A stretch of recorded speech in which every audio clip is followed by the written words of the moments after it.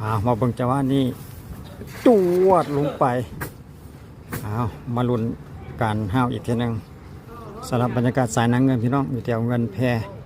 เขตบ้านทางอนสองฝั่งฝั่งหน้ากับเขตบ้านไฮจมยามมันขึ้นนี่โอ้บริรับบริโนอนแล้วอยู่จุดนี้นะเงินแพจุดนี้นี่ดีไปยังล่ะคิดว่ามันบ่ถึกเนาะเราบังกันอยู่ใส่ขอโทษปลายังแบบสิพายกินฮะสกางสกางคือตุ้ยดีเถอะวะตัวนี้เนาะบ่ได้แปะเว้ยแบบนี้เลยพี่น้องใบละตัวสิก็ยังดีสะพานข้ามแม่น้ำเงินพี่น้องฟ้าหลังฝนกำลังซาไปน้อยหนึ่ง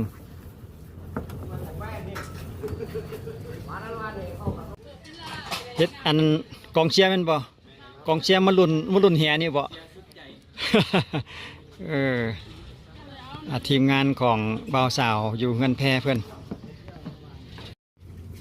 จังหวะนี้แก้มือใหม่จวดลงไป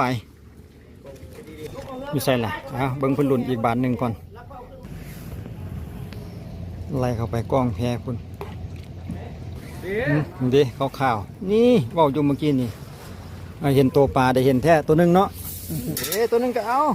ตัวนึงก็ของเฮาได้มาแล้วดิโอ้ใหญ่เติบเลย3-3นิ้วมันบ่จักปลาอย่างเบิ่งใกล้ๆก่อนปลาอย่างปลาปากตี้ปลาสกางบ่ปลาสกางเนาะเด็กย่างเพิ่นน่ะใส่ยกขึ้นมาดูได้หลายตัววะปลาที่ตัวนี้โอ้เด้โอ้หลายอยู่หลายโอ้7-8ตัวอยู่เด้มันยังไงนะต้องได้เปลี่ยนอันที่ไฟที่เจ้าเลยไว้เนาะแม่นบ่เบิ่งตัวนี้ก่อนพี่น้องอยู่ใส่ละปลา